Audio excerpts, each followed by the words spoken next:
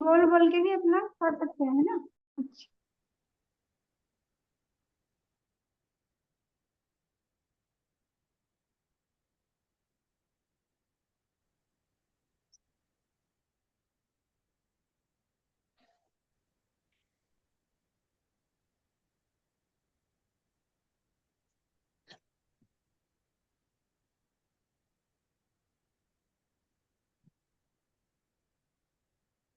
नमो अरिहंताणं नमो सिद्धाणं नमो आयर्याणं नमो वज्रायाणं नमो लोये सवसाविणम् ओंकारं बिन्दुसंयुक्तं नित्यं ध्यायन्ति योगिनः कामदं मोक्षदं चैव ओंकाराय नमो नमः।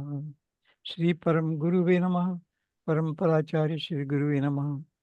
मंगलम भगवान वीरो मंगलम गौतमो गणि मंगलम कुंद कुंदार्यो जैन धर्मोस्तु मंगलम सर्व मंगल मांगल्यम सर्व कल्याण कारकम प्रधानाम सर्वधर्माणाम जैनम जयतु शासनम। ये तत्वज्ञान तरंगिणी नाम का महान शास्त्र है। भट्टारक्षी ज्ञान भूषण द्वारा विरचित है और इसमें शुद्ध चिद्रूप का प्रयोग जीवन के हर क्षेत्र में और धर्म के हर क्षेत्र में कैसे प्रयोग करना, उसकी प्रयोगात्मक शैली में लिखा गया ग्रंथ है कि सारी जिनवाणी के सार के रूप में। इसका मतलब ये नहीं कि दूसरी जिनवाणी ठीक नहीं है, सब बराबर हैं, लेकिन इसमें एक सार रूप मक्खन निकाल करके एक बात निकाली है, तो उसकी यहाँ पर चर्चा की जाए। अब शुद्ध चिद्रूप को नमस्कार किया है। प्रणम्य शुद्ध चिद्रूपम सानंदम जगदुत्तमम् तल्लक्षणादिकं वंच्मि तदर्थी तस्य लब्धये। सानंद सर्वोत्तम त्रिजग चिद्रूप शुद्ध को कर नमन कहता उसी के लक्षणादि तदर्थी तदलब्धित। ये चैतन्य स्वरूप का स्मरण, मैं शुद्ध चिद्रूप हूँ, ये स्मरण जगत में सर्वोत्तम है। सारे ब्रह्मांड में ऐसी कोई चीज नहीं है जितना आनंद दे सकती है, जो ये भाव दे सकता है जीव को। आनंद रूप है और इसलिए उसको नमन करते हैं। और क्यों नमन कर रहे हैं? क्योंकि हम उसको प्राप्त करना चाहते हैं। तो तत्वार सूत्र में बंधु तदगुण लब्धि, ऐसा यहाँ पर भी तदर्थी तदलब्धि हित, अपने उसको प्राप्ति के हित के लिए ही मैं इसको ग्रहण कर रहा हूँ या स्मरण कर रहा हूँ, ऐसी बात यहाँ पर कही गई है। अपने 2 चैप्टर हो चुके थे, आज तीसरा अध्याय शुरू करेंगे। और इसका जो टाइटल दिया है ग्रंथकार ने, शुद्ध चिद्रूप की प्राप्ति के उपायों का वर्णन।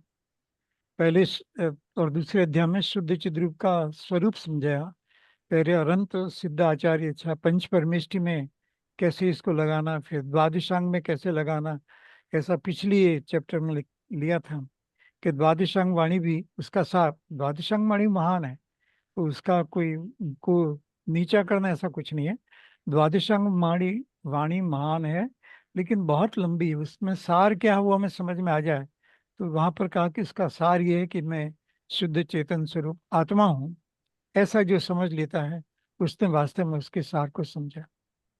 चलिए अब तीसरे। द्वादश अंक तो याद नहीं रह सकता, इतनी सी चीज याद रह सकती है। हाँ बस वही तो सारी जिनवाणी सार तो महान है, कोई ऐसा ना समझे कि हाँ कोई। महान है, पर वो हाँ। याद नहीं रह सकती हाँ, इतनी। याद नहीं रख सकता और सब उसका ध्यान नहीं कर सकते ना। और सबका मीनिंग एक ही है ये, हाँ, पर सबका सबका सार ध्यान कर। यही है। बराबर है, सबका सार हम्म। यही है। इसलिए इसी को याद कराया है जिससे याद रह हाँ जाए। और दूसरी चीजें तो उसमें खो भी सकते हैं ना हम। हाँ। अर्थवानियों की कहानियों में कहीं खो जाए तो फिर शुद्ध चिद्रूप रह जाएगा। तो उस तरह से कर्मों के डिटेल्स जो हैं, कर्मों की डिटेल्स बहुत हैं, तो उसमें खो जाएंगे तो आत्मा रह जाएगी। इसलिए हम्म। हमको तो जो जीववाणी का अभ्यास करता है उसको सही बातें याद आ सकती हैं। तो कौन सी बात कब याद रखना और कब याद नहीं रखना, तो ध्यान की अवस्था में इस शुद्ध चिद्रूप का ध्यान करना, समाधि की अवस्था में शुद्ध चिद्रूप का ध्यान करना, कठिन परिस्थिति में उपसर्ग में इनका ध्यान रखना इस तरह से। बाकी तो जब उपयोग बाहर है, ध्यान की दिशा में नहीं है, तो सब प्रकार की बात चलती है। तो इस तरह से ही बात कही गई है। ठीक है, तो सिद्ध चिद्रूप की प्राप्ति के उपाय का वर्णन। अब सिद्ध चिद्रूप की प्राप्ति के साधनों का वर्णन कहते हैं। किस कैसे कैसे हम किसी भी धार्मिक क्रिया में क्यों ना हो, उस समय हम सिद्ध चिद्रूप का लक्ष्य कर सकते हैं। ये बात अब यहाँ पर बताएंगे।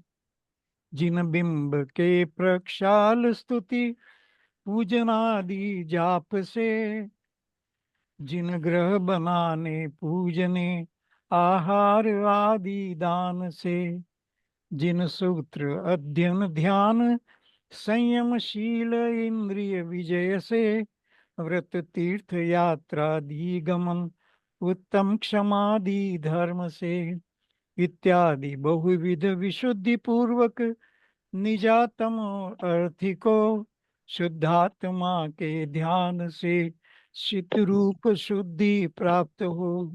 तो लास्ट लाइन में कहा कि शुद्धात्मा का जो ध्यान करता है, शुद्ध चैतन्य स्वरूप आत्मा का ध्यान करता है, वो शुद्ध चिद रूप की प्राप्ति करता है।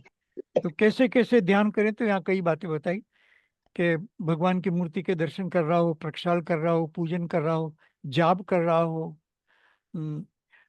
मंदिर जिन ग्रह में पूजने के लिए गया हो, आहार दान दे रहा हो और भी दान दे रहा हो, जिन शास्त्रों का अध्ययन कर रहा हो, संयमशील आदि का पालन कर रहा हो, इंद्रिय जय का प्रयत्न कर रहा हो, व्रत कर रहा हो, तीर्थ यात्रा में हो, या उत्तम क्षमा आदि जो धर्मों का पालन करते हैं, कषाय का त्याग करने का, क्रोध मान माया लोभ इत्यादि के, इन सब में अनेक तरह से हम धर्म की बातें सुनते हैं।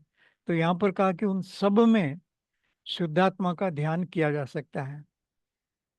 तो उसको थोड़ा एक करके और इसके अर्थ में अपन लेते हैं इसको। जो मनुष्य शुद्ध चिद्रूप की प्राप्ति चाहता है, का अभिषेक करने से, तो भगवान का अभिषेक करे तो उसमें भी मैं शुद्ध चेतन स्वरूप हूं ऐसा विचार कर सकता है, उसमें कोई दिक्कत नहीं है। और इसी तरह से उनकी स्तुति बोले भगवान की, कोई भी स्तुति हो या पूजा अन्य के समय भक्तामर है, कोई भी अनेक तरह के पाठ जो हैं, या पूजा के पाठ हों या जप करने की बातें हों, उस समय भी उसमें केंद्र करके शुद्ध चिद्रूप को रख सकता है कि भाई एक आत्मा के ही गुणों की चर्चा है, ऐसा करके शुद्ध चिद्रूप की ही चर्चा है, ऐसा पकड़ में आ सकता है। भक्तामर के पाठ में भी ऐसा विचार कर सकता है कि ये शुद्ध चिद्रूप की ही बात कही गई है। तो इंद्र की भक्ति हो या कोई भी जिनवाणी की बात हो, इसमें भी जिनवाणी संबंधित चर्चा है। मन्ने वरम, ऐसा बहुत सारी बात है, तुभ्यम नमस्ते भुवनाथ, ऐसा बहुत सारे हर छंद में लगा सकते हैं, समय नहीं अभी। तो उसमें इस प्रकार से जीव विचार कर सकता है। इसलिए कहेंगे जो मनुष्य शुद्ध चिद रूप की प्राप्ति करना चाहते हैं, वे भगवान का अभिषेक कर रहे हो, स्तुति कर रहे हो, पूजा कर रहे हो, जाप कर रहे हो। जाप के समय भी ऐसा ही कर सकते हैं जीव कि मैं जैसे ऋणमुकार मंत्र का जाप करे तो वो अरंत किस में लीन है, तो सिद्ध चिद रूप में लीन है। सिद्ध भगवान किस में लीन है, तो सिद्ध चिद रूप में लीन है। आचार्य किस में लीन है, तो शुद्ध चिद रूप। वो किसका ध्यान कर रहे हैं, तो शुद्ध चिद रूप का ध्यान करें। उपाध्याय साधु ये किसका ध्यान करते हैं, तो शुद्ध चिद। ऐसा करके हर भाव में वो बोलने से में लक्ष्य हम हमारे भाव में शुद्धात्मा का रख सकते हैं, शुद्ध चैतन्य स्वरूप लक्ष्य। ऐसे ही सत्तारी मंगलम, तो मंगलम हमारा शुद्ध चिद्रूप ही हमारा मंगल करने वाला। अरहंत भगवान मंगल करेंगे, अर्थात अरहंत भगवान ने शुद्ध चिद्रूप की बात कही है, उसको समझेंगे तो हमारा मंगल होगा। ऐसा हर चीज में ये पॉसिबल है कि जीव इनका अप्लाई करके, ये एप्लीकेशन पार्ट है। लोग कहते हैं कैसे अप्लाई करना, ये सिद्धांत है पर हमको अप्लाई करना नहीं आता है। तो यहाँ उस तरह की बात बताई है कि कैसे हर व्यक्ति इसको समझ करके अप्लाई कर सकता है।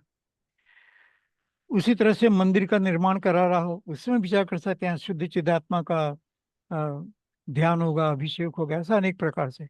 आहार के समय मुनिराज को इत्यादि को आहार, धर्मात्मा जीवों को आहार देते हैं, तब भी विचार कर सकते हैं कि भाई शुद्ध चिदात्मा की, शुद्ध चैतन्य स्वरूप आत्मा की आराधना कर सकें, इसलिए आहार दे रहे हैं। औषध दे मुनिराज इत्यादि को भोजन में, इनडायरेक्टली या कैसे भी हो, तो उस समय भी जिससे वो शुद्ध आत्मा की आराधना कर सकें। अभयदान भी इसलिए कि वो शुद्ध आत्मा की आराधना कर सकें। शास्त्र दान भी इसलिए कि वो शुद्ध आत्मा की आराधना कर। ऐसा एक क्या पागल शब्द कहना अच्छा नहीं है, लेकिन एक धुन, मतलब एक पागलपन जैसा भाव कि मैं शुद्ध आत्मा हूँ, और उसकी रटन। देखिए आगे फिर चारों प्रकार के दानों में लगाना इस तरह से। फिर कहते हैं कि शास्त्रों के अध्ययन से, शास्त्रों के अध्ययन में वही विचार करना कि शुद्ध चिद्रूप का ही वर्णन किया गया है। कोई भी शास्त्र पढ़े, समय सार पढ़े तो भी वही है, और नियम सार पढ़े तो भी वही है। वहाँ सभी आत्मा के ही गुण गाए हैं, और सभी शास्त्र में है, अपनी दृष्टि चाहिए। तो शास्त्रों के अध्ययन के समय विचार कर सकते, आत्मा के गुणों की चर्चा हो, ये शुद्ध चिद्रूप की चर्चा है। जीवत्व शक्ति शुद्ध चिद्रूप की चर्चा है। चिति शक्ति, ज्ञान शक्ति, कैसे सब के सब, स्वच्छत्व शक्ति आदि जितने भी हैं, वो सब उस शुद्धात्मा के लिए तो कही गई हैं। और नमोकार मंत्र का जाप करो का मतलब क्या है कि शुद्ध चिदात्मा का, शुद्ध चिद्रूप आत्मा का जाप करो, ध्यान करो, ऐसा। तो इंद्रियों के विजय से भी, इंद्रियों का विजय करके क्या करना है? नहीं, इंद्रियों पर संयम रखने से क्या करना है कि शुद्ध चिद्रूप का ध्यान करना है।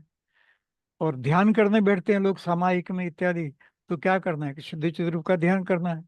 कि कोई स्तुति बोले, पाठ बोले, तो भी उसमें शुद्धात्मा की बात है। तो इसलिए उस बात को पकड़ करके एक कॉमन पॉइंट बना करके कि मैं तो शुद्धात्मा ही हूँ, ऐसा जी बारंबार भाव करने से ध्यान में केंद्रित हो जाएगा, और उसको उसकी प्राप्ति अवश्य होगी। ये शुद्ध चिद्रूप की प्राप्ति के उपाय का चैप्टर है। तो इस तरह से फिर संयम में, संयम भी इसलिए जो भी हम पांच पापों से अपने आप को निवृत्ति लेते हैं, ये नहीं करेंगे या कम से कम करेंगे, अनुव्रत इत्यादि, तो उसमें भी वही प्रकार की बात, अ, कि इंद्रिय विजय करके क्या फायदा होगा कि मैं शुद्ध चिद्रूप का ध्यान कर पाऊंगा। व्रत करने से क्या फायदा होगा? मैं शुद्ध चिद्रूप का ध्यान कर पाऊंगा। शील इत्यादि पालन करने से क्या होगा कि मैं शुद्ध चिद्रूप का ध्यान करूंगा। ऐसा नहीं तो कभी प्रश्न उठ सकता है कि ये सब इतनी सारी हजारों बातें जिनवाणी में बताई हैं, 84 लाख गुण और शील के भेद, 18,000 फिर 84 लाख, तो समझ में नहीं आता कि इतना सारा डिटेल की क्या जरूरत थी। तो डिटेल इसलिए दिया कि वो उस भाव, उन सब भावों में शुद्ध चिद्रत, शुद्ध चिद्रूप का सूक्ष्मता से जीव ध्यान करे। उसी बात को लेकर के ये तीर्थ यात्रा जाए, तो तीर्थ यात्रा में भी वही करे कि भाई यहाँ पर तीर्थंकरों ने या जो भी अन्य जीव जो वहां से मोक्ष गए हैं, शुद्ध चिद्रूप की आराधना करके मोक्ष गए हैं, तो वहां पर भी उसकी आराधना हो जाती है। और उस तरह से उत्तम क्षमा आदि 10 धर्म है, क्रोध मान माया लोभ इत्यादि नहीं करना, और दूसरे भी अ, अंकिंचन ब्रह्मचर्य इत्यादि जो धर्म है, उन सब धर्मों में भी ये धर्म पालन करने से क्या होगा? पर्युषण मनाएंगे, 10 लक्षण मनाएंगे, तो क्या होगा? शुद्ध चिद्रूप की आराधना होगी। इतना नहीं कि हम मंदिर जाएंगे, स्थानक जाएंगे, वो तो ठीक है, उसका कोई विरोध है, ऐसा कुछ नहीं है, लेकिन वहां जाकर करोगे क्या? तो वहां जाकर के शुद्धात्मा की आराधना करेंगे, एक ही पर्पज है। और इसलिए यदि वहां कोई अन्य एक्टिविटीज दिखाई दे तो अपने आप को इसमें विड्रॉ कर लो, नहीं भी हम तो शुद्धात्मा की आराधना के लिए आए हैं। तो क्रमशः शुद्ध चिद्रूप की प्राप्ति, ऐसा करके बारंबार सा जीव अभ्यास करेगा तो शुद्ध चिद्रूप की प्राप्ति अवश्य ही होगी। भावार्थ, यदि वास्तव में देखा जाए तो शुद्ध चिद्रूप का स्मरण करने से, शुद्ध चिद्रूप, सरल बात एक है, उसका स्मरण करने से वो उसकी प्राप्ति होती है। स्मरण बहुत जरूरी है। परंतु भगवान का अभिषेक, स्तुति, जप आदि भी चिद्रूप की प्राप्ति में कारण। डायरेक्ट स्मरण कर सकते हैं तो बहुत अच्छी बात है, लेकिन नहीं कर पाते हैं और धर्म की बाहरी क्रिया में भी जाते हैं, तब भी बाहर की क्रिया में भी इसका विचार किया जा सकता है। क्योंकि शुद्ध चिद्रूप की ओर दृष्टि जाती है, उस सब में यदि हम शुद्ध चिद्रूप को याद करेंगे तो हमारी दृष्टि भी उसमें जाती है। और इसीलिए शुद्ध चिद्रूप की प्राप्ति के अभिलाषियों को, इसलिए जो शुद्ध चिद्रूप में जिनको समझ आ गया है कि शुद्ध चिद्रूप की आराधना अपनी ही तो आराधना है, कहीं अन्य की तो आराधना है नहीं, अपने ही चैतन्य स्वरूप भगवान आत्मा की आराधना है, तो वो जो आराधना है, उस आराधना के लिए उसका बारंबार विचार आवश्यक है। चाहे कोई भी धार्मिक क्रिया करें, संसारिक क्रिया में भी याद रख सकते हैं और धार्मिक क्रिया में तो अवश्य याद रख सकते हैं। अब देवादि को पूजने का कारण बताते हैं भी।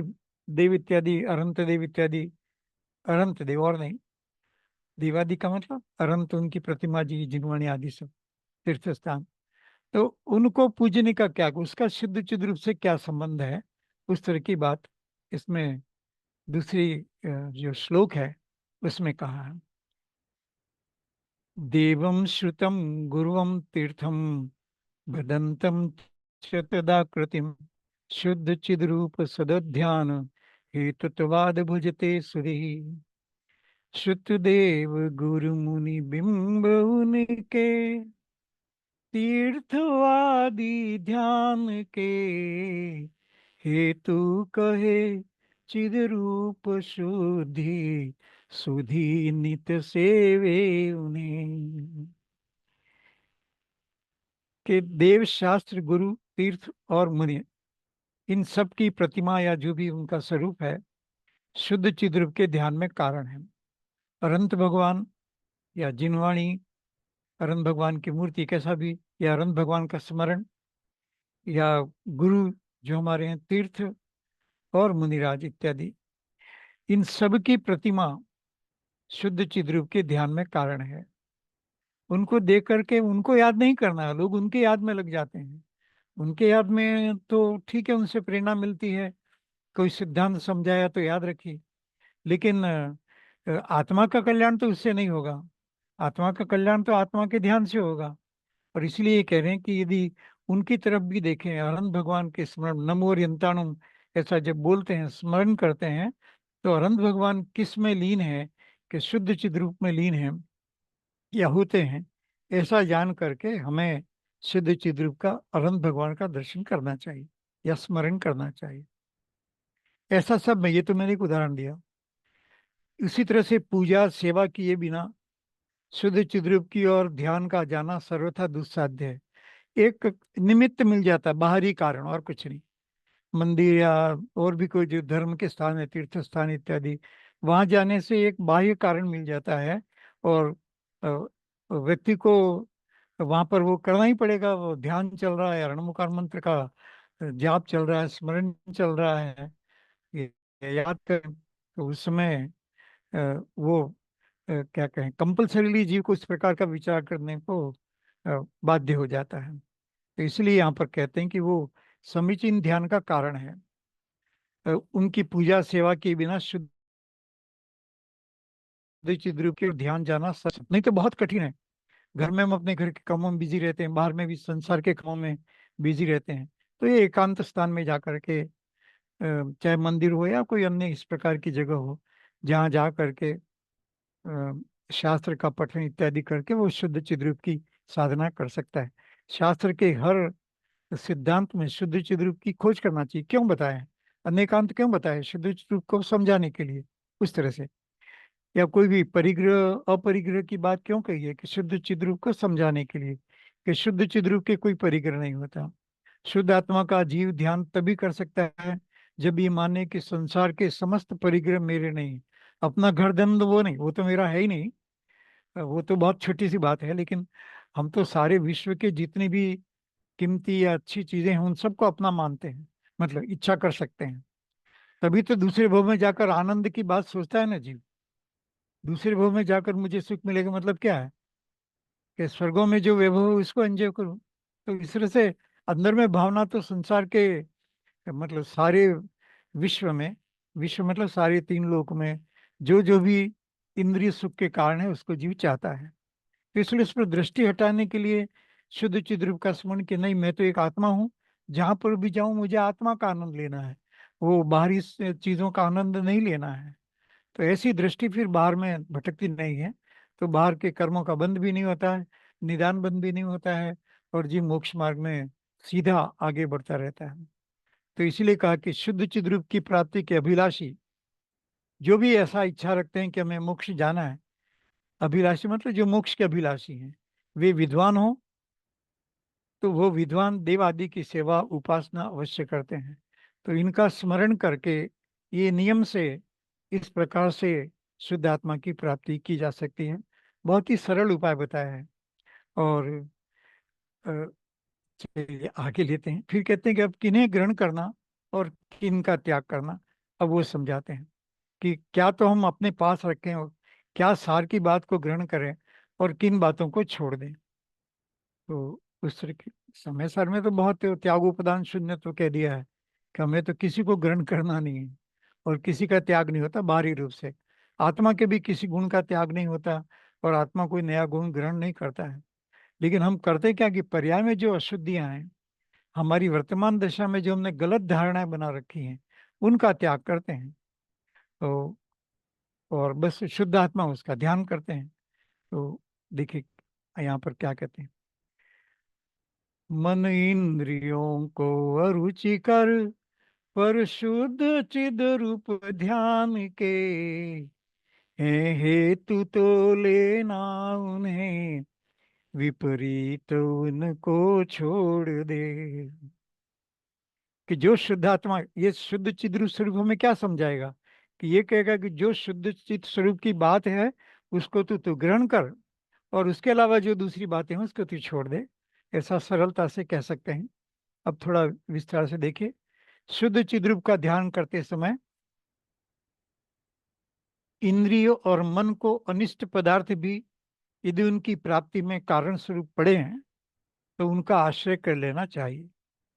और इंद्रिय मन को इष्ट होने पर भी यदि वे उसकी प्राप्ति में कारण न पड़े हों, बाधक पड़े हों, तो उन्हें सर्वथ।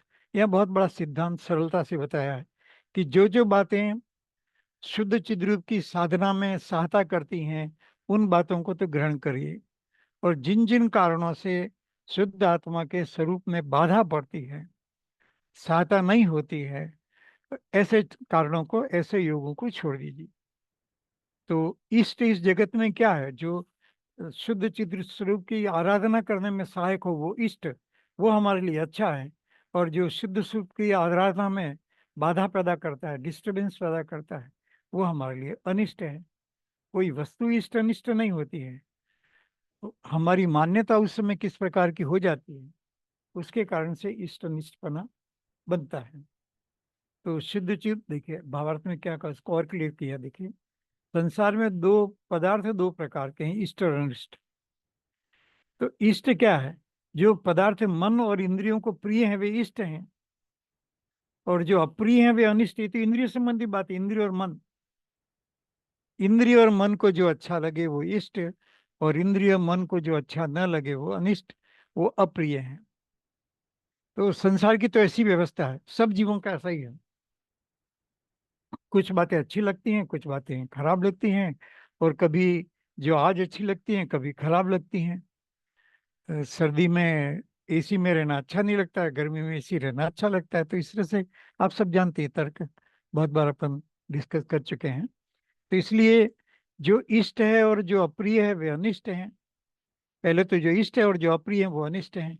इसमें अनिष्ट रहने पर भी जो पदार्थ शुद्ध चिद्र के, और आप देखिए और ऊंची बात कह दी, अनिष्ट अनिष्ट हो भले, लेकिन शुद्ध चिद्रूप की प्राप्ति में कारण हो, उसका अवलंबन कर लेना चाहिए। जैसे कभी जिनवाणी पढ़ना कठिन लगता है, दान देना इजी लगता है, तो ऐसे प्रसंग आते हैं। जीवन व्रत तक पढ़ना कठिन लगता है और कोई भक्ति गा देना सरल लगता है। ऐसे बहुत सारे प्रसंग हमारे बन सकते हैं। तो इसलिए यहाँ पर कहा कि भाई अनिष्ट हो और फिर भी शुद्ध चिद्र उपसर्ग इत्यादि जो आते हैं तो उसमें अनिष्ट है बाहर की दृष्टि से देखा जाए, लेकिन उस समय वो ध्यान करने में बहुत ही, क्योंकि अब अंतिम समय ऐसा जानकर पता नहीं बच पाएंगे कि नहीं बच पाएंगे, ऐसा करके पूरी साधना के साथ शुद्ध चित्त स्वरूप का ध्यान कर सकता है। तो इस तरह से अनिष्ट या इष्ट अनिष्ट की कल्पना नहीं करना, ये कह रहे हैं। जब भी मौका मिले शुद्ध चित्त स्वरूप का ध्यान कीजिए और उसमें आनंद लीजिए। इसमें अनिष्ट रहने पर भी जो पदार्थ शुद्ध चिद रूप की प्राप्ति में कारण हो उनका अवलंबन कर लेना चाहिए। और जो इष्ट होने पर भी उन, देखिए कभी कभी इष्ट हैं लेकिन उनकी प्राप्ति में कारण न हो, घर परिवार इत्यादि, कभी इष्ट भी होते हैं कभी अनिष्ट भी कर देते हैं। वो अपनी मजाक करेंगे, क्या करते रहते हो सारा दिन यही लगा रखा है, ऐसा। लेकिन पीढ़ी बदल जाती है तो विचार बदल जाते हैं। सब परिवारों में, सारे देश में इस तरह की घटनाएं घटती रहती हैं और अनादिकाल से ऐसा ही चला है। तो इसलिए इष्ट भी हो, बहुत अच्छी चीज हो, लेकिन उसकी प्राप्ति में कारण न हो, तो उसको त्याग कर देना चाहिए। त्याग कर देना मतलब कि एक तो बहुत ऊंचा है कि दीक्षा इत्यादि ले ले, लेकिन उसके पहले घर में भी यदि है तो उन बातों को, जिन बातों से हमारे शुद्धात्मा के स्मरण में बाधा पहुंचती है, उन बातों की तरफ ध्यान न दे। बस इतनी सी बात है कि अपने लिए अलग कमरा हो तो उसमें बैठ करके शांति से स्वाध्याय करे या विचार करे। तो इसे, जगत में कोई पदार्थ इष्ट अनिष्ट नहीं है। हम यदि ध्यान कर सके तो सब इष्ट है, और ध्यान न कर सके तो सबके सब अनिष्ट ही है। तो क्योंकि इनसे कोई प्रयोजन, बाहरी चीजों से वैसे तो कोई प्रयोजन है नहीं, संसार है तब तक है। अ, जब तक हम हैं तब तक उन चीजों की महिमा है हमारे लिए। बाहरी चीजों के हम जैसे हम गए तो हम जन्मे नहीं थे तब उन चीजों की हमारे लिए महिमा थी, लोगों के लिए महिमा थी, हमारे लिए नहीं थी। हम जन्मे और चीजों का भोग करने लगे तो हमारे लिए उनकी महिमा आ गई। हम चले जाएंगे तो हमारे लिए तो उनकी महिमा समाप्त हो जाती है। तो इस तरह से ऐसा रहा। तो क्योंकि उनका कोई, जिससे प्रयोजन सदे, प्रयोजन एक ही है, शुद्ध आत्मा की आराधना। और शुद्धात्मा की आराधना का प्रयोजन जहाँ सदता हो, वो तो करने लायक है, वो हमारे लिए इष्ट है। और जहाँ हमारी प्रयोजन की सिद्धि नहीं होती है, वो हमारे लिए अनिष्ट है।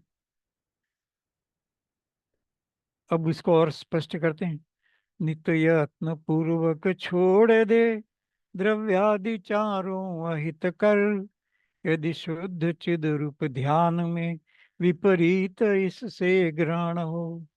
द्रव्य क्षेत्र काल आदि भाव जैसी भी परिस्थिति हो, यदि विपरीत है तो, क्योंकि जीवन पता नहीं, अंतिम में ऐसा ही मान के चली, क्योंकि जन्म तो होंगे लेकिन कहाँ होंगे, किस तरह से होंगे, साधना हो सकेगी या नहीं हो सकेगी। अभी ये जिनवाणी हमें मिली है, अच्छे कुल मिले हैं, जनरली परिवारों में डिस्टरबेंस कम होते हैं, और ऐसा करके जीव साधना कर सकता है। बाहरी सुख सुविधा भी है, खाने पीने की चिंता नहीं है। तो हम, हमारे लिए द्रव्य क्षेत्र काल और भाव सब तरह से हितकारी हैं, सब तरह से अनुकूल हैं। कहीं छोटी मोटी दिक्कत हो तो उसको ज़्यादा न लेकर, उसको इग्नोर करके, उसको छोड़ करके, उस पर ज़्यादा ध्यान न दे करके कि भाई संसार में तो ऐसा ही चलता है, बच्चे बच्चे ऐसा ही करते हैं, समय के साथ समझ जाएंगे, ऐसा उदार भाव से उसको छोड़ करके अपना हित को नहीं भूले। द्रव्य क्षेत्र मतलब जो जो द्रव्य वस्तुएं जो हमको नुकसान पहुंचाती, जो जो क्षेत्र जो हमारे शुद्धात्मा के ध्यान के लिए अनुकूल नहीं है, जो जो काल, सीजन कुछ भी, वो हमारे लिए अनुकूल न हो, या भाव, अनेक प्रकार के भाव जो बाहर में निमित्त से हो जाते हैं, उनसे यदि हम बच सकते हैं, तो जो पदार्थ शुद्ध चिद्रूप के स्मरण करने में हितकारी न हो, देखिए, शुद्ध चिद्रूप के स्मरण में बाधा पहुंचाते हो, हितकारी न हो, उसे छोड़ देना चाहिए। और जो उसकी प्राप्ति में हितकारी हो, उसके बड़े प्रयत्न से आश्रय करना चाहिए। तो जो जो यूजफुल हैं शुद्ध आत्मा की साधना के लिए, उनको तो ग्रहण कीजिए, उन पर ध्यान दीजिए। और जो जो बाधा करने वाले हैं, छोड़ सकते हैं तो छोड़ दीजिए, नहीं छोड़ सकते हैं तो उस पर ध्यान न दीजिए, उसको इग्नोर कर दीजिए, उसको गौण कर दीजिए, और अपनी साधना में मस्त रहिए। क्योंकि दुनिया को तो सीधा समझाना बहुत मुश्किल है। जैसा पहले भी अपन कई बार मजाक कर चुके हैं कि भाई, अ, गाड़ी चलाना है तो वो भीड़ में ही चलाना पड़ेगा। ऐसा कभी नहीं हुआ कि रोड बिल्कुल खाली हो, कोई हो ही ना, और हम चला करके बहुत दूर तक पहुंच जाए, ऐसा संभव नहीं है। तो इस तरह से ये भावों की भीड़ तो हमेशा लगी रहेगी। उस भावों की भीड़ में, और निमित्तों की भीड़, भावों की, निमित्त की, द्रव्यों की, क्षेत्र की, काल की और भाव की, ये सब तो भीड़ हमेशा रहेगी। उस भीड़ के बीच में ही हमें शुद्धात्मा का स्मरण करना है। तो इसलिए यहाँ पर इस तरह से कहा है कि अ, कोई द्रव्य क्षेत्र काल भाव ऐसे आकर उपस्थित होते हैं कि शुद्ध चिद्रूप के स्मरण में विघ्न कारक बन जाते हैं। इसलिए विद्वानों को चाहिए, जो समझदार है, विद्वान मतलब जो समझदार है, जिसने इस बात को समझ लिया है, जिसने शुद्ध चिद्रूप की महिमा को समझ लिया है, उसको चाहिए कि इस प्रकार के पदार्थों का सर्वथा त्याग कर दे।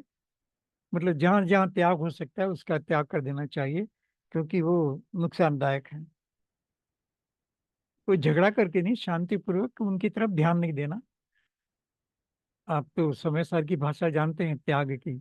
ज्ञान प्रत्याख्यान है, ज्ञान ही त्याग है। हमारे ज्ञान में ये निर्णय हो गया, धोबी का उदाहरण दिया ना, कपड़ा गलती से अपने घर आ गया, तो वो भले अपने पास है, अपन यूज भी कर ले, लेकिन मन में क्लियर है कि ये मेरा नहीं है। बस इसी तरह से इन सब प्रकार के चीजों का हमारे ज्ञान में त्याग कर देना चाहिए, हमारे काम के नहीं। बस अ, बात की तो अलग बात है संपूर्ण त्याग की, लेकिन ज्ञान में तो संपूर्ण बातों का त्याग हो सकता है। ज्ञान में घर बैठे बैठे निर्णय कर सकता है कि इस सारे ब्रह्मांड में जितनी भी चीजें अवेलेबल हैं वो मेरे कोई काम की नहीं है, ऐसा तो निर्णय कर सकता है। और उसी से शुरुआत करे तो मोक्ष मार्ग की प्राप्ति उसको जल्दी होती है।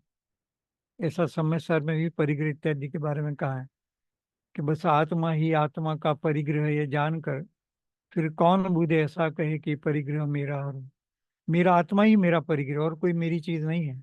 मेरा आत्मा ही मेरा सर्वस्व है, और इसके अलावा जो कुछ भी इस ब्रह्मांड में है, अपने घर में नहीं, अपने समाज में नहीं, अपने गांव में नहीं, सारे ब्रह्मांड में जितनी भी चीजें हैं वो मेरे काम की नहीं है।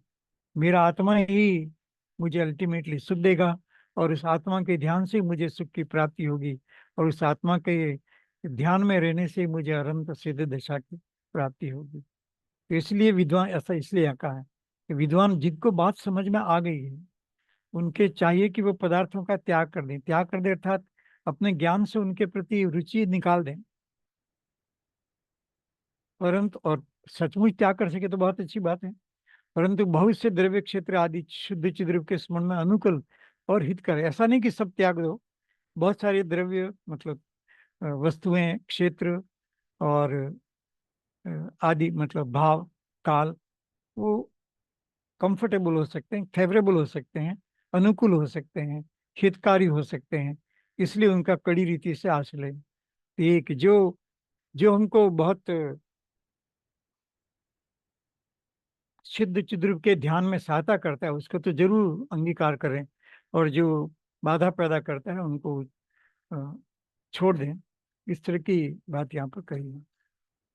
अब इसी को फिर आगे अलग श्लोक से कहते हैं, वही बात को फिर आगे बढ़ाया परिग्रह संबंधित। नित शुद्ध चिद रूप प्राप्ति हेतु सब परिग्रह छोड़ गिरी, ग्रहवर विजन में रहे ज्ञानी, निष्प्रही हो नित्य ही। यदि हो सके तो एकांत स्थान में, पर्वत की गुफाओं में या पहाड़ की चोटी पर जा करके ध्यान कीजिए। हो सके तो, नहीं हो सके तो कोई बात नहीं है, जहां पर भी हो वहां पर उसका ध्यान कीजिए।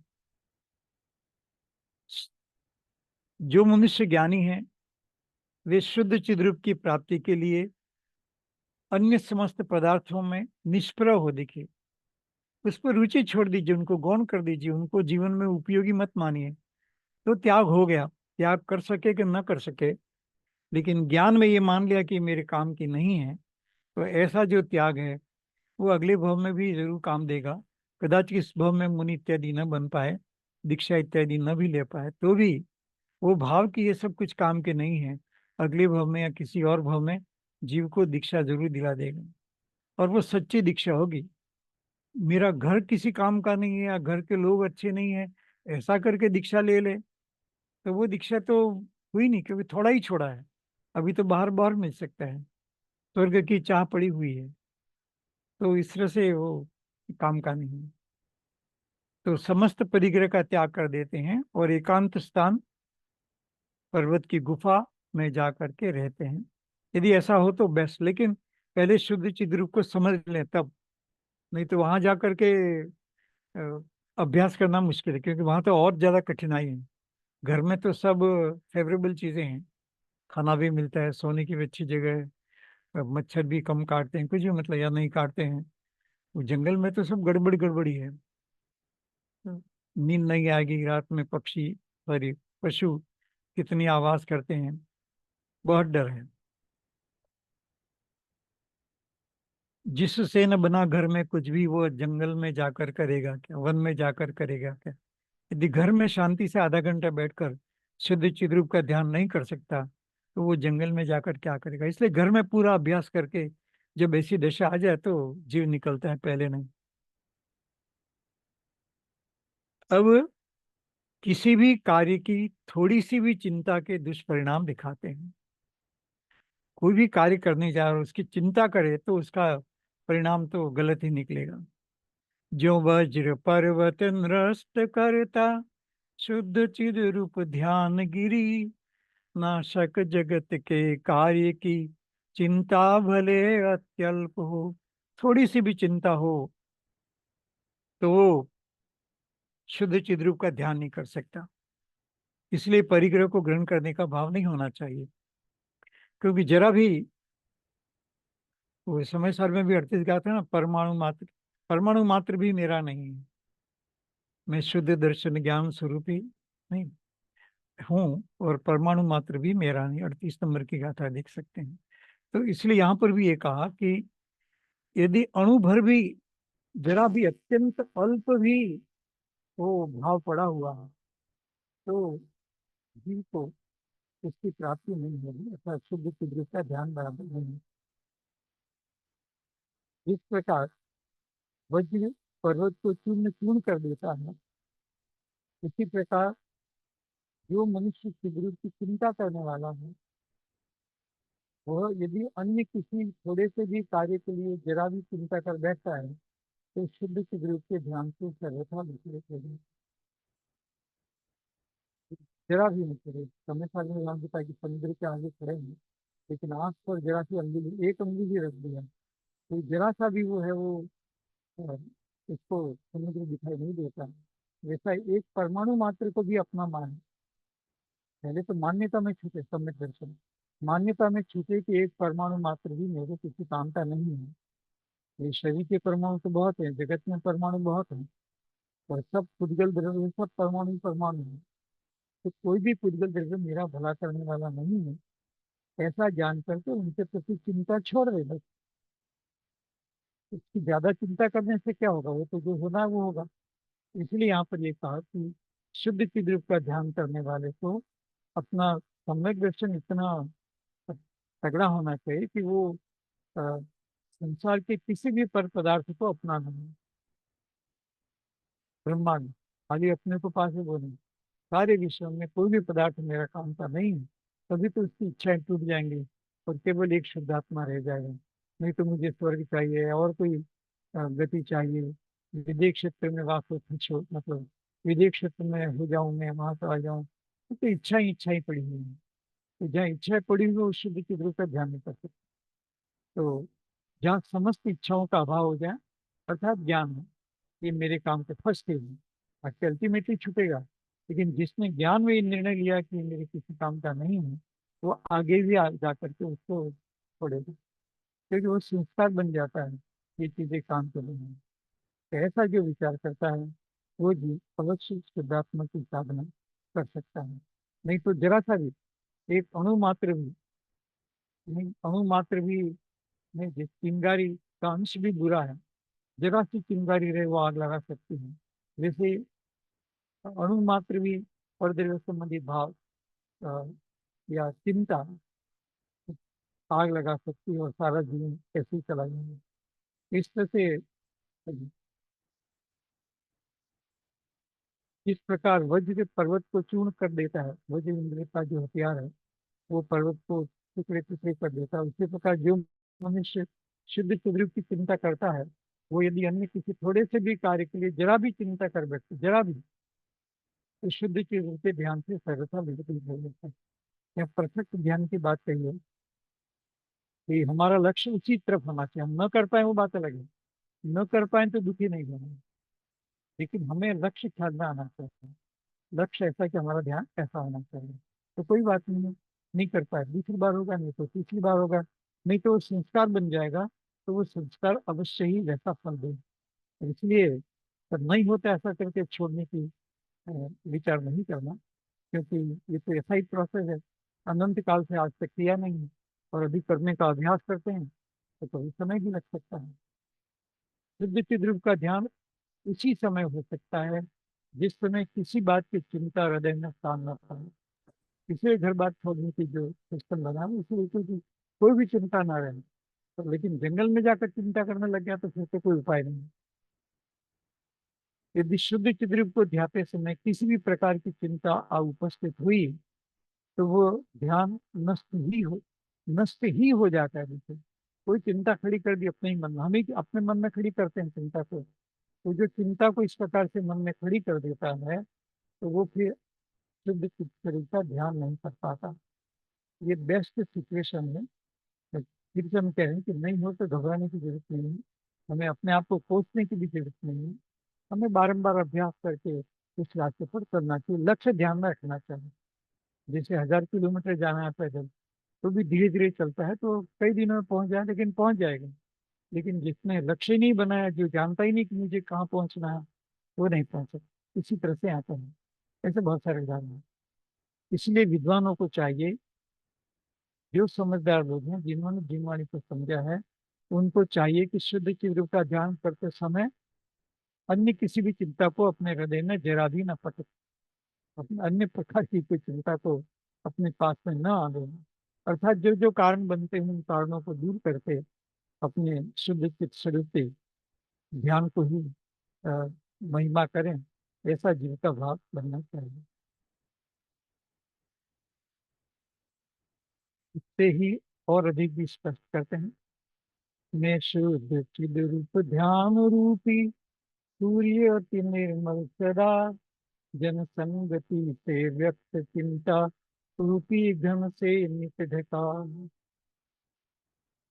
बहुत सुंदर बात बताइए कि मैं शुद्ध चिद रूप हूँ, वही ध्यान है, और वो सूर्य के समान तेज वाला है। और इसलिए लेकिन जब संगति बाहर की हो जाती है पर्दे की, तो वो सूर्य भी ढक जाता है। जिस वजह समुद्र भी एक जरा सा, या सूर्य भी एक जरा सा आंखों के सामने एक अंगुल भी रख दें तो वो नहीं दिख पाएगा, हम दिख नहीं पाएंगे। वैसे ही ये शुद्ध चिद्रूप नहीं दिखेगा यदि कोई इस प्रकार की रुचि जीव को पड़ी हुई है। और ये शुद्ध चिद्रूप का ध्यान रूपी सूर्य महान निर्मल और देदीप्यमान है। इस शुद्ध चिद्रूप का ध्यान वो सूर्य के समान है, महानिर्मल है, देदीप्यमान है। यदि इस पर स्त्री पुरुष आदि के संसर्ग से उत्पन्न विकल्प रूपी मेघ का पर्दा पड़ जाएगा तो वह ढकी जाएगा। ये बादल है, मतलब आवरण है। परिवार के संबंधी भाव, स्त्री पुत्र आदि, धन दौलत, अनेक प्रकार के जो भाव हैं, वो जीव को मतलब सूर्य के लिए मेघ के समान है। जैसे बादल आ जाए तो सूरज नहीं दिखता है, भले इतना देदीप्यमान है, लेकिन थोड़े से काले बादल सूर्य को ढक देते हैं। वैसे ही थोड़े से भाव भी इस जीव को शुद्ध चिद्रूप का ध्यान नहीं होने देते। इसलिए पहले तो मान्यता ही चली जाए कि इस संसार में जो कुछ है, या जो कुछ हमारे घर में हमारे पास है, वो मेरा है। उसमें ममत्व का भाव क्यों? अधिक से अधिक हम इसके केयर टेकर ऐसा भाव रहे, जीवित हैं तब तक इसका ध्यान रखना, बस इतनी सी। तो जो ओनरशिप की जो बात है ना, स्वामित्व की बात, वो उस जीव को बहुत ही दुखी कर सकती है। तो वो उस जीव को आगे नहीं बढ़ने देती। लेकिन यदि थोड़ा बहुत भाव के किराए के मकान में रहते हैं, वैसे यदि भाव रखें अपने ही घर और संपत्ति के बारे में, तो थोड़ा सा डाइल्यूट हो जाता है और जीव विचार करने में आगे बढ़ सकता है। नहीं तो क्या होगा, ये जो चिंता है वो जीव को बहुत परेशान कर देती है। चिंता, आकुलता, ये सब दुख के कारण है। और इसलिए अ,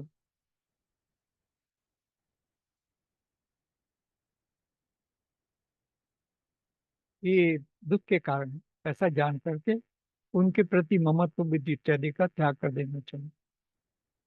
स्त्री पुत्र आदि की चिंताएं शुद्ध चिद रूप के ध्यान में विघ्न करने वाली हैं। परिवार की चिंता इत्यादि भी विघ्न करने वाली है। और चिंता होते ही ध्यान सर्वथा उकड़ जाता है, हम डिस्टर्ब हो जाते हैं और ध्यान नहीं कर पाते हैं और मान बैठते हैं कि हमसे नहीं होगा, ये हमारे बस की बात नहीं है, या कभी कभी मैं अभव्य हूँ, ऐसा अनेक प्रकार के विचार जीव को आ जाते हैं जो कि बहुत नुकसान करने वाले हैं। तो इसीलिए चिंता होते ही ध्यान सर्वथा उखड़ जाता है। इसलिए शुद्ध चिद रूप के ध्यानी को स्त्री पुत्र आदि संबंधित चिंता, परिवार संबंधित आदि सारी चिंता तनिक भी नहीं करनी चाहिए। एटलीस्ट शुद्ध चित्त के ध्यान के समय तो उसका विचार ना करें, ऐसी अपनी मन की दशा बताएं, तो अवश्य ही हम थोड़ा सा आगे बढ़ सकते हैं ध्यान की दिशा में। शुद्ध चित्त का ध्यान होगा। देखिए, जो ग्रंथकार है वो जानते हैं कि संसार की किन किन बातों से हम डिस्टर्ब होते हैं, वो भी हमारी तरह मनुष्य थे। तो उन्होंने जो सोच करके लिखा है, बस वही बातें हमें समझने की जरूरत। और जिन्होंने में भी यत्र तत्र इस प्रकार की बातें लिखी हुई हैं, लेकिन उन बातों को सही ढंग से समझना कि उनको किस प्रकार से हमें लेना चाहिए, द्रव्य क्षेत्र काल भाव से स्थिति को देख करके हमें उसके प्रति जो ममत्व का भाव है, भोक्तृत्व का भाव है, कोई भी कर्तृत्व, भोक्तृत्व, ममत्व इत्यादि, एकत्व, ये सब 4 प्रकार के भाव हैं, उनके प्रति बुद्धि छोड़ करके आत्मा की तरफ मन लगाना चाहिए। अभी अभी इसी तरह का प्रश्न है, देखिए कि अभव्य को इस चिद्रूप का ध्यान नहीं होता। जो अभव्य जीव है वो इसके बारे में कई प्रश्न करेगा अनेक तरह से। अभी बताया कि जिनवाणी का सार है, लेकिन जो अभव्य है या दूर भव्य है कुछ भी, उस जीव को अनेक प्रश्न खड़े होते रहते हैं। ऐसा क्यों है, ऐसा क्यों है, ऐसा अनेक प्रकार के प्रश्न खड़े होते हैं। अब अ, तो वो कैसे है, वो थोड़ा सा उदाहरण देकर बताते हैं। जो बंधक जो बांझ के सुत नहीं, खर के सिंग नहीं, नहीं कभी त्यों शुद्ध चिद्रूप तत्व ध्यान आदि अभव्यों के सभी। जिस प्रकार बांझ के पुत्र नहीं होता और गधे के सिंग नहीं होते, उसी प्रकार अभव्य के शुद्ध चिद्रूप का ध्यान कदापि नहीं हो सकता। क्योंकि अभव्य शुद्ध चिद्रूप का ध्यान कर समय दृष्टि हो जाएगा। समय दृष्टि होगा तो वो जरूर मोक्ष में जाएगा आगे पीछे। तो इसलिए वो उसमें अनेक तरह के प्रश्न करता रहता है। जो बात सारी जिनवाणी के सार को एक शब्द में बता दिया, तब भी यदि कोई स्वीकार करने को तैयार नहीं है और मन में अनेक तरह, समझने की बात अलग है, लेकिन बात पर ही शंका करे कि ऐसा नहीं हो सकता, तब फिर तो बहुत मतलब दिल्ली दूर है, मतलब इस तरह की बात है, बहुत दूर है। तो जिस प्रकार बांझ के पुत्र नहीं होता, गधे के सिंग नहीं होते, उसी प्रकार अभव्य के शुद्ध चिद्रूप का ध्यान कदापि नहीं हो सकता। वो कर ही नहीं सकता अभव्य जो जीव है। तो कैसे होता है, तो आगे एक उदाहरण देते हैं, फिर दूसरा उदाहरण देते हैं कि अभव्य को मोक्ष स्वर्ग आदि का श्रद्धा नहीं होता। वो बात करेगा मोक्ष स्वर्ग इत्यादि का, लेकिन अंदर ही अंदर वो सोचता है कि स्वर्ग कहाँ होगा, किसने देखा। ठीक है, मान लेते हैं होता होगा, सब लोग कहते हैं तो होता होगा, लेकिन अंदर ही अंदर उसको श्रद्धा नहीं है। ये अभव्य के लक्षण है। वो ऐसे ही जैसे पित्त ज्वर वाले को मीठा दूध भी जिस प्रकार कड़वा लगता है, जिसको बुखार आदि हो तो मीठा दूध भी उसको कड़वा लगता है, उसी प्रकार अभव्य को भी सब धार्मिक बातें विपरीत ही भासती है। देखिए, अभव्य को सब इतनी इतनी बड़ी आचार्यों ने पूरी जिम्मेदारी के साथ, पूरी क्षमता के साथ सारी बात बताई है, उस पर विचार तो करे। एकदम रिजेक्ट करने की कहाँ जल्दी है। तो लेकिन वो अभव्य वो नहीं कर पाता, एकदम रिजेक्ट कर देता है, कैसा तो नहीं हो सकता, ऐसे कैसे हो सकता है, वहां तो ऐसा नहीं कहा, वहां तो ऐसा नहीं कहा, ऐसा करके अनेक प्रकार के प्रश्न करता रहेगा।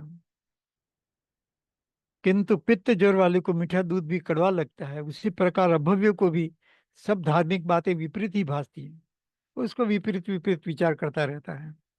बांझ के पुत्र और गधे के सिंह होना जैसे असंभव है, उसी प्रकार अभव्य के चिद्रूप का ध्यान होना भी सर्वथा असंभव है। बात तो उपाय की चल रही थी, तो उपाय के प्रसंग में ये बात कही कि भाई कभी अ, उपाय नहीं कर पा कौन, मतलब सरल भाषा में कह देते हैं कि जो भव्य होगा तो वो तो जरूर उपाय करेगा और आगे बढ़ जाएगा, और जो अभव्य होता है वो अनेक प्रकार के प्रश्न करके उपाय नहीं कर पाता है, और उसको श्रद्धा भी नहीं हो पाती है, और इसलिए वो शुद्ध चिद्रूप ग्रहण भी नहीं कर पाता है। अरे वाह, एक शब्द में आ सकता है क्या, आत्मा इतनी छोटी है क्या, अनेक प्रकार के प्रश्न कर। ये छोटी नहीं है, ये सार बताया है, और उसमें विस्तार से जिसकी जितनी क्षमता हो उतना विचार करे, जिसको जितना ज्ञान हो उतना विचार करे। नहीं हो सकने का कहाँ प्रश्न है। तो फिर आत्मा नहीं है क्या, आत्मा नहीं है, आत्मा चेतना रूप नहीं है क्या, आत्मा शुद्ध नहीं है क्या, तो सिद्ध समान है तो शुद्ध ही है ना। कर्ममल से रहित है। शुद्ध का मतलब ही वही है कि शुद्ध चिद्ध स्वरूप हो, इसीलिए कहा कि चेतन तो है, संसार अवस्था में चेतनता है, लेकिन वो अशुद्ध है, राग मिश्रित है। और जो मोक्ष मार्ग है वो चेतनता को ही ध्यान में रख करके, हम चेतन हैं और उसी का विचार नहीं करते, तो उसी का विचार करके और मैं शुद्ध चैतन्य हूँ, अर्थात राग द्वेष के भाव से रहित मात्र जानने देखने वाला हूँ, ऐसा जो भाव करता है वो अवश्य ही आगे बढ़ जाता है। लेकिन जिसको इतनी सी बात पर भी श्रद्धा नहीं, तो आत्मा का ही श्रद्धा नहीं रहा ना, फिर आत्मा ज्ञाता दृष्टा नहीं है तो फिर क्या है? सारी जिनवाणी का सारे की आत्मा ज्ञाता दृष्टा है, गायक स्वरूप है समय सार में, या अन्य शास्त्र में भी इस तरह से है। तो चिद्रूप का ध्यान होता सर्वथा असंभव। जो अभव्य है इस प्रकार से, उसको तो बहुत मुश्किल है, क्योंकि वो अनेक प्रकार के प्रश्न करके संसार में सब तरह के जीव हैं, अपने परिवार में भी कोई हो सकता है, लेकिन हमें शांत रहना है। हमें न तो किसी को ऐसा कुछ कहना है और न कहीं उदास होना है, क्योंकि ये तो अनंत काल से अनेक तरह के प्राणी हैं, और जो परिवार में जन्म लेते हैं वो अनेक अनेक पर्यायों से पता नहीं कहाँ कहाँ से वापस मिलते हैं, कभी मिले होंगे, लेकिन फिर अलग अलग बैकग्राउंड से आकर के होते हैं। तो जैसे सिटी में रहते हैं, कहीं भी गांव में भी रहते हैं, अलग अलग तरह के लोग रहते हैं, तभी तो जैन नहीं होते। उस तरह से यहाँ पर भी अलग अलग परिवार में भी अलग अलग, भले जैन कुल में जन्म हुए हैं, लेकिन सबकी मान्यता अलग अलग प्रकार की हो सकती है।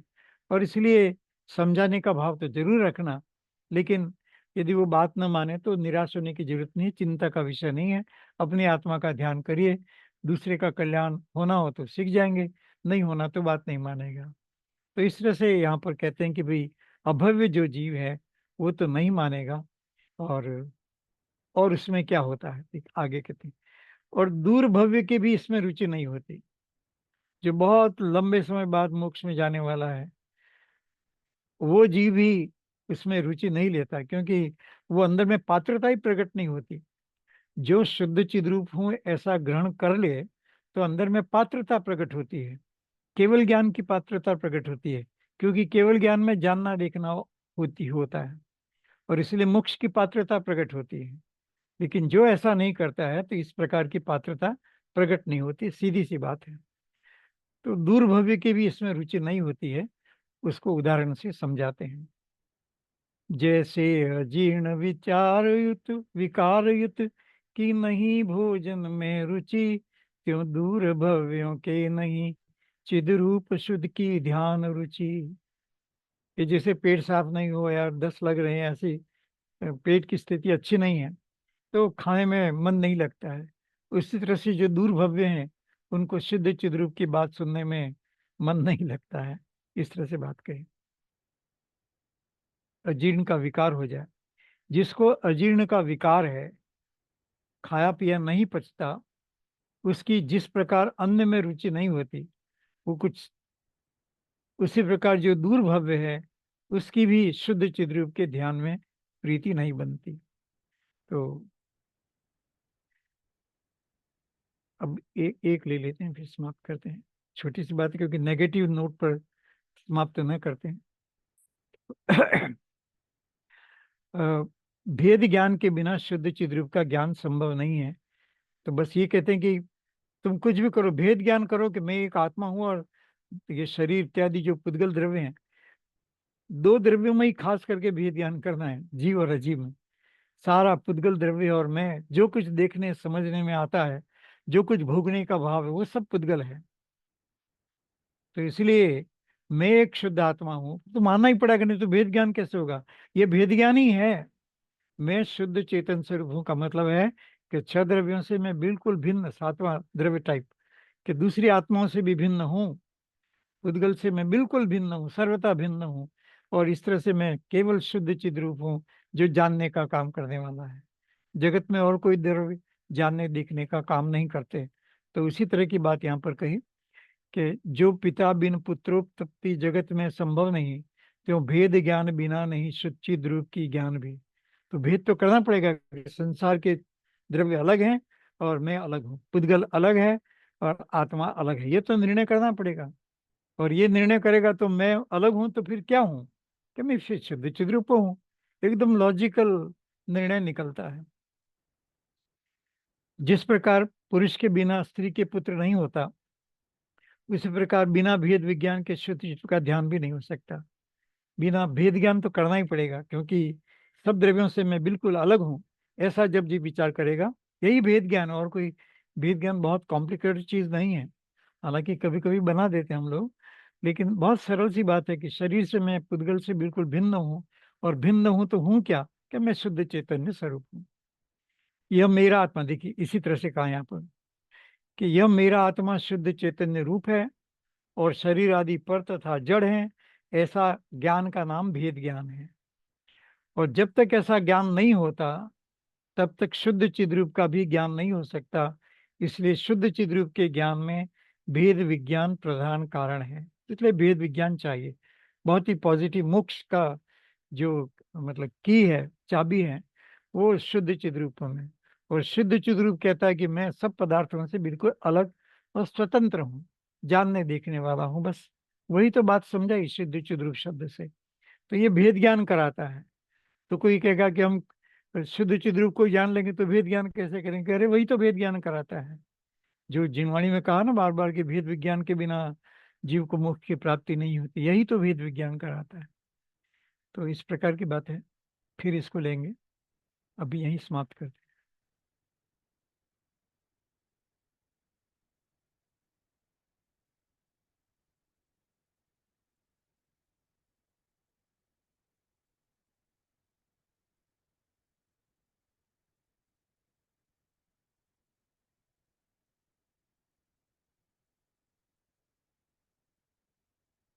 किसी को कोई कमेंट कुछ करना है?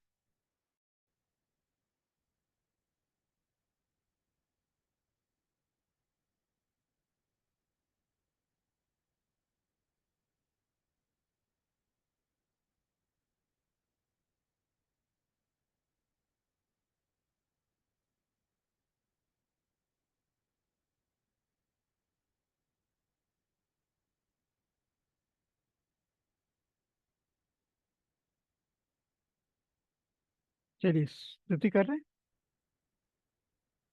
हेलो। हाँ अंकल जी। ओके। नि- निज निधि निज में बताई, यह अनंत उपकार है, उसके लिए जिन वाणी माँ को वंदना शत बार है, वंदना शत बार है।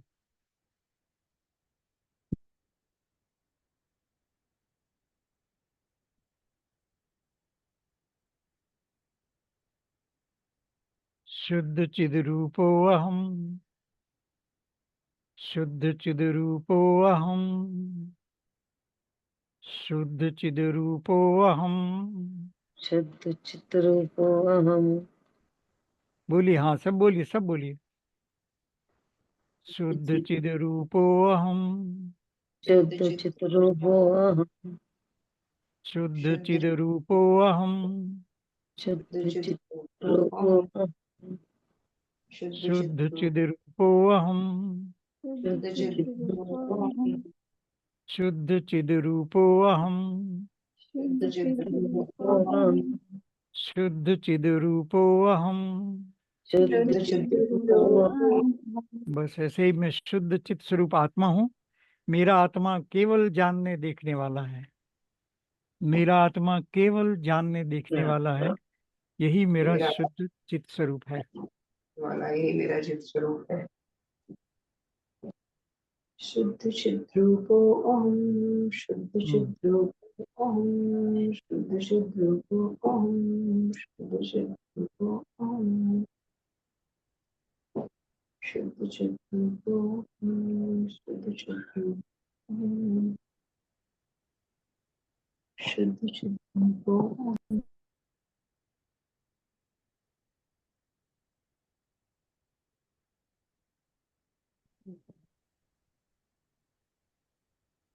जय जिनेन्द्र।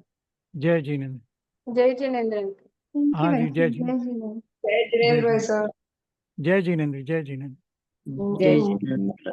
चिद्रूप ओम शुद्ध चिद्रूप ओम शुद्ध चिद्रूप ओम शुद्ध चिद्रूप ओम शुद्ध चिद्रूप